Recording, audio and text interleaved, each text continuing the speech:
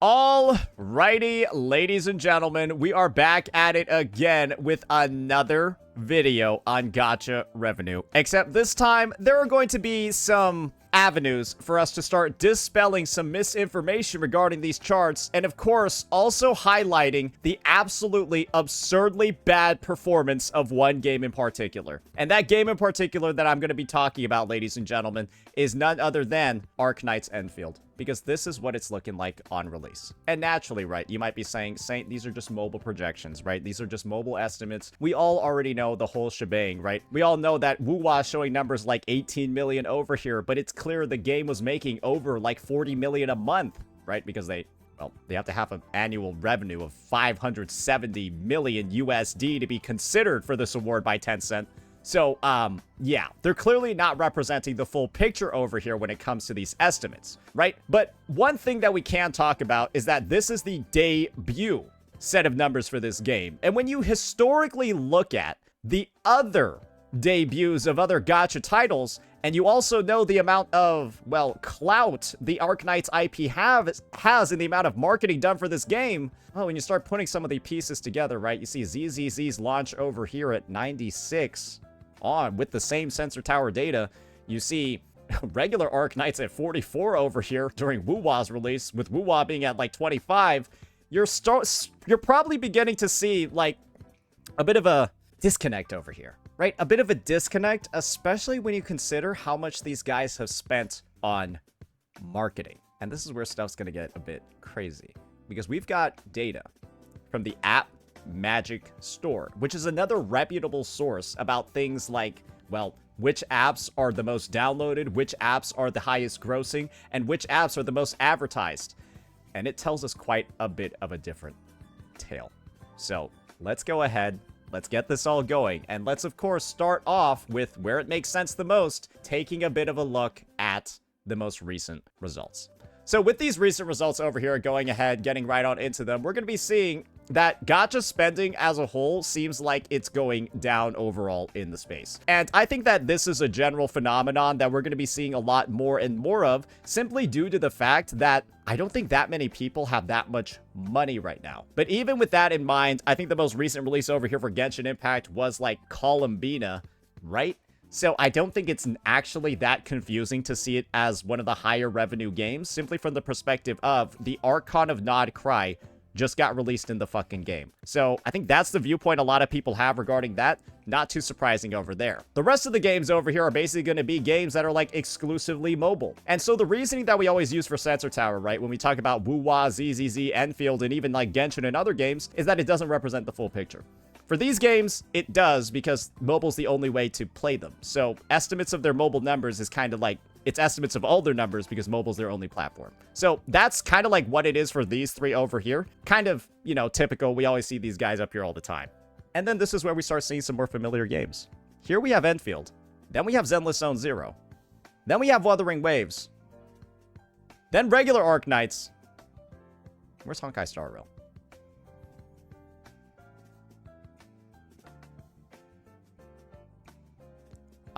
Oh. Yeah, they're down here. So that's where Honkai Star Rail is. Makes sense. They're on the Dahlia patch. It's been extended. Nobody knows what the fuck is going on. The game looks like it's dying like crazy. I think everyone knows that this is what was going to happen when they extended version 2.8 and did nothing with it. Wuthering Waves, I'm gonna be real here. I think Kuro sandbagged 3.0. I think everyone knows they sandbagged 3.0 because we see what's in 3.1. I don't think anyone really cares here too much, and we obviously already got great news regarding how well the game's actually doing on all platforms. So yeah, that game's looking fine over here. Then we got ZZZ, obviously on the tail end of its spending event, and now they're heading into version 2.6. We'll just see how many potential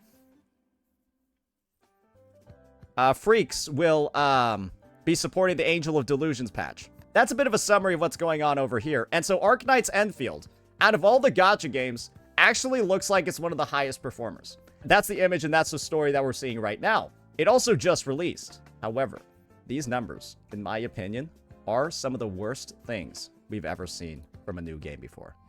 Let me explain to you why. I talked about using App Magic, and what App Magic can show us is this rating called, well, top free, which shows the most downloaded free games, top grossing, which shows the highest revenue games.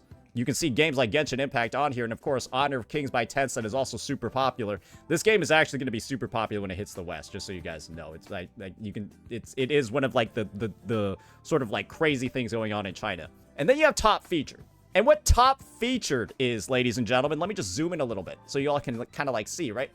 Top featured is going to be the games that got advertised the most on the platform. And so let me just make sure like no crazy like pop-up stuff happens when I click that. Featuring score. We love our featuring score metric, which is our way of quantifying the efficiency of an app's featuring. That's called advertising, ladies and gentlemen. So basically, Endfield being the top featured game with the featuring score, which is obviously they calculated their own way, that's almost double what everyone else's is outside of the top 3.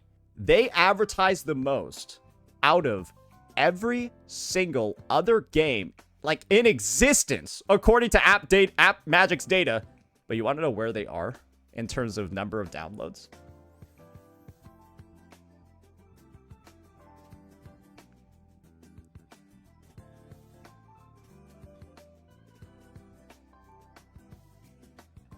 We're going down, down on the merry-go-round. Sugar, we're going down swinging. You go from being the #1 advertised game that is advertising the most compared to everyone else, and you're losing to Temple Run 2 Endless Escape. Because clearly, you're taking more of your budget, spending it more on advertising, than actually fixing the game. Because you developers have sent out 3 surveys.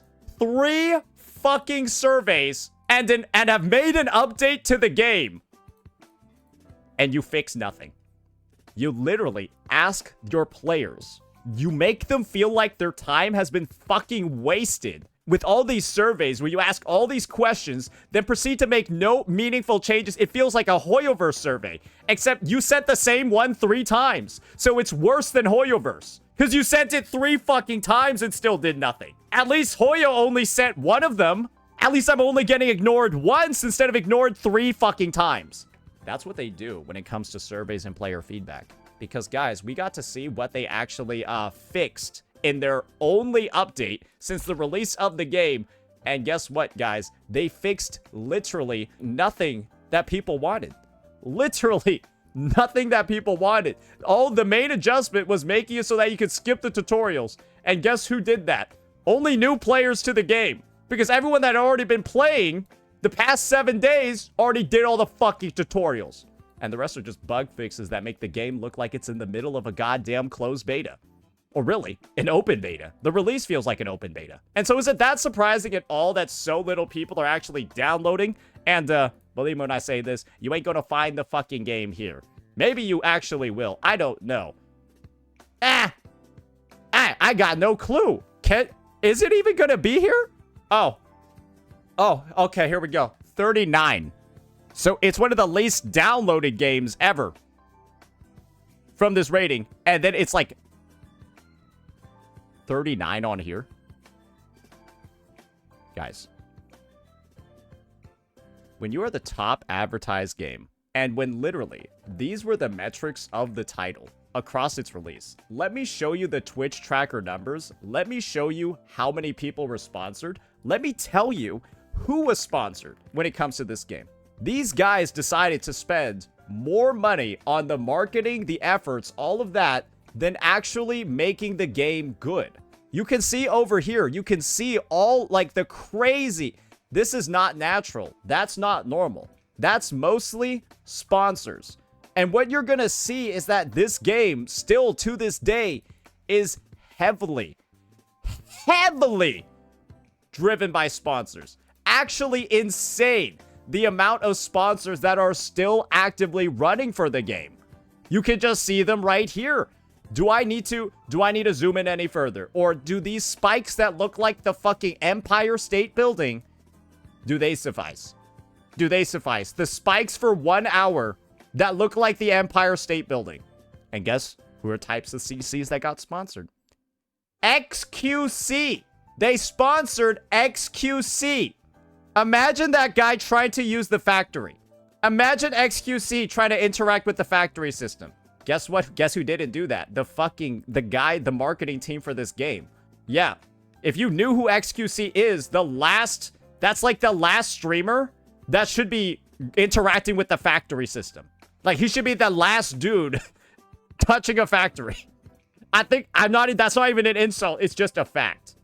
It's just a fact. And the thing is, guys, it's not just here. It's not just in the US. It's been factually proven that the exact same thing is happening in China.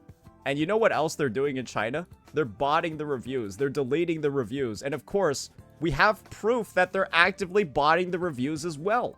Guys, these revenue results, this being very disappointing relative to what it should have been, it's one of the best things that could have happened to this fucking game. Do you know why? Because these guys were trying to, instead of fixing the systems, making the gacha less predatory, removing the awful elements like, oh, sorry for showing the better game, removing the awful elements like no pity carryover, removing the awful elements like, oh, you can only buy expiring pulls in this store, removing awful things like, oh, by the way, the only real way to get weapon pulls is to pull on the character banner. And so if you win it early, go fuck yourself. And if you win the 50-50 at 80, you're just not pulling a weapon this patch. If you win a 50-50 at 80 in this game, I legitimately think you cannot pull the weapon. I think you're actually cooked. You have to win a pity and get lucky a second time. Awesome, right? And then you have the amazing daily endgame loop where all you do is be a FedEx driver. You literally open up the job board, refresh it, and wait for fucking jobs. This is your gameplay, bro. This is your end game loop. You go over here, refresh the job board until you have high-paying jobs. And you can also get rejected from them too. Oh, you can also be a recruiter as well. Literally, the end game of this game is not using your characters. It is not using your leveled up units. It is not like building them. It is walking around the game world and deliver deliveries to people. That is the gameplay loop in the end game. There's no end game right now in the game. Sorry, there is an end game. I'm there, but there's no end game mode. This is the only content that's like instance combat, and the enemies here are level 50. And they die in 2 hits, 2 basic attacks. That is... What reason is there to spend money? Just as a player in my shoes, or any, like, spender, what reason is there to spend money on this game right now? So I can go level up a bunch of units that don't do anything? That can't be used anywhere? That have no content to be played in? Where even the 45-minute to 1-hour dailies, because that's how long they take to do all these chores, you don't even use the units there either. It is so unthought out. What happens, what you do in this game, once you reach like level 50, once you're done with the story, and once your factory is complete. It's like they had no idea what players were supposed to spend their fucking time on. Because what do you do? And I think a lot of players are asking the question of, what do I do, and what's the reason to even spend money in the first place? Because of the gameplay loop and how fucked up it is. But there's also going to be another part of the conversation, right? That's saying, oh, this is the same rat fuck company that lied about their PayPal problems. Lied when they said that it was like a PayPal issue and not them. PayPal's still disabled. Credit cards, I think, have blacklisted Hypergriff in certain countries because of it. And they still refuse to make an actual address of it. They still refuse to actually even address the fact that there were people getting $20,000, $30,000 overdrawn from their bank account and PayPal account because of this. All they did was refund people, say sorry for the inconvenience, and some people are still saying that's okay. The amount of trust this game immediately eroded from any potential spender immediately was absolutely unreal, and the devs' complete lack of response in this situation did not help at all, because they're still radio silent about it. They still actually haven't given real fucking compensation for it, and there are still people in this chat that are saying, hey, but they got refunded. Great. Let me show you then something, retard. Huh? Do you think I shouldn't get compensated for this? Let me show you something. You still can't pay with PayPal. Do you think this shouldn't be compensated? Everybody can't use PayPal. Their fix was just turning it off. Guys, go to McDonald's. Hey, I want some ice cream. They fix it by just unplugging the machine. And you're calling that a fix? What's wrong with this community? They just turned it off and you called it fixed. There's still no compensation. There's still no actual address. And guess what? There are probably actually people not spending money on the game because literally PayPal's the only platform they have. And they just can't pay because these devs are fucking incapable. I don't know how else to describe it. They're just incapable. How do you fuck up PayPal? Still no compensation. Still no official address. And guess what Hypergriff did instead? They try to sweep it under the rug. That's why I keep bringing it up every time. That's why I put PayPal's logo and shit, because I don't want these devs to get away with it. But when these are the same devs that are leaving fake reviews, when these are the same devs that are actively censoring CN, and my favorite part was like reading this review and then finding out they're sponsoring a bunch of random fucking big CN CCs as well. Guys, this is one of the slimiest public relations PR disasters I've ever seen a company go through. And so seeing results like this, where they try to basically get illegitimate results, guys, they spent more on marketing and advertising than making the game good.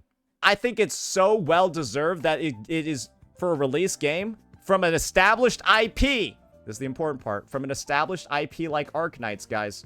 I love to see this game doing so badly, because I think for the amount of marketing they put in, the budget they spent on CCs, the budget they spent on sponsorships, the budget they spent buying out the entire content creation space and making it so that people couldn't critique how bad the game was, they did all of that and produced this.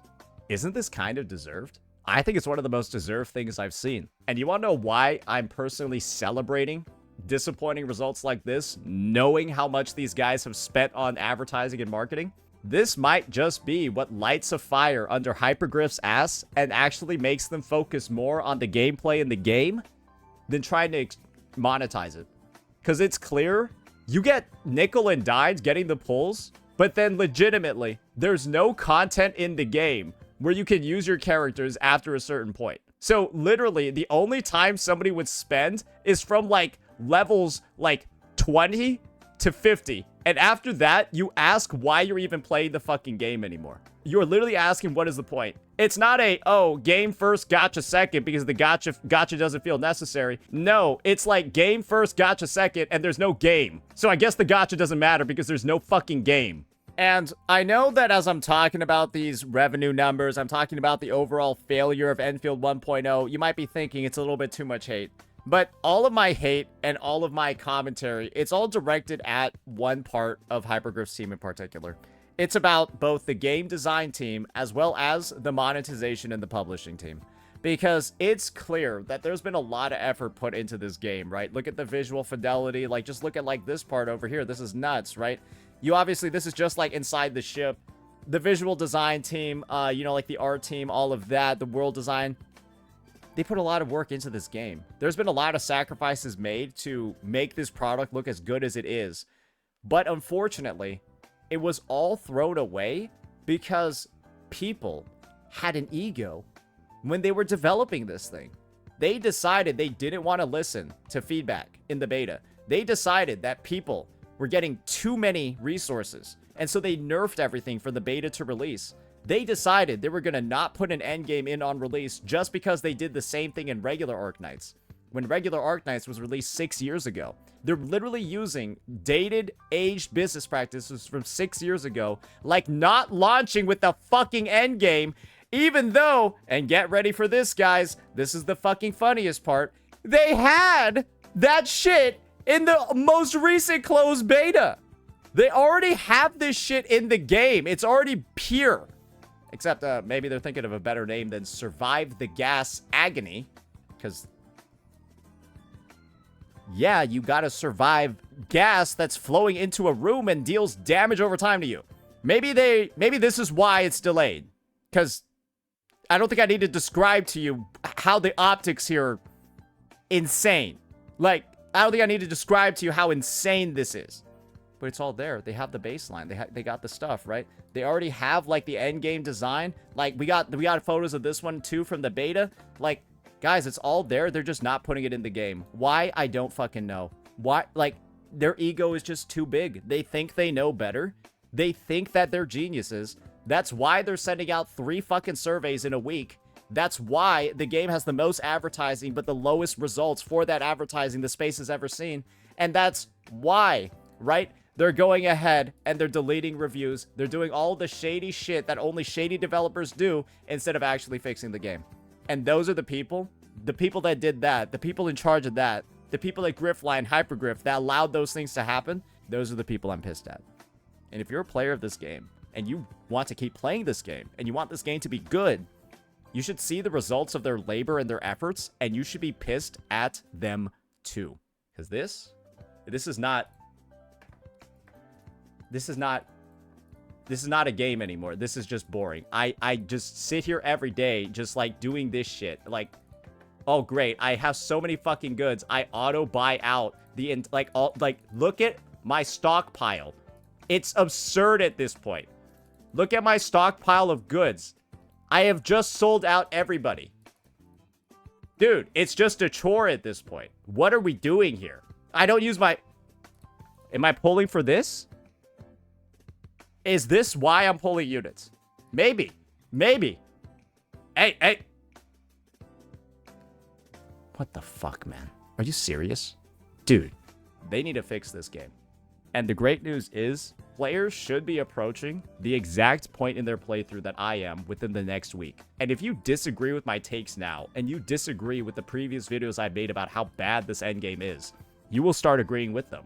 Because I don't think there's any other take you can have after you experience playing it once. You will want to quit this game by the time you get here. And I don't know how somebody could get to UL or like authority level 52, 53, 54, 55. How, bro? How? How do you do this for like weeks on end? And guys, there's like 40 fucking days left in the patch. And when you know what this gameplay loop is and you know there's 40 days left, that's why I'm saying this game needs changes by Gilberto's banner. Because right now, it is genuinely, possibly, one of the worst gacha experiences I have ever played. And right now is literally the best time to quit the game. And you are given almost no reasons at all to stay. And so I hope Hypergriff takes this as a sign. I hope Hypergriff sees that people are laughing at how much they spent and the results that they're actually getting in the marketplace. And I hope that CCs finally see this as an opportunity to actually make the game better. Because there's so much wrong with the game right now. I don't... Like, a lot of veteran players right now will be telling you they don't see this game going on longer than a few months with the way it is right now. Let me know what you all thought. Peace out.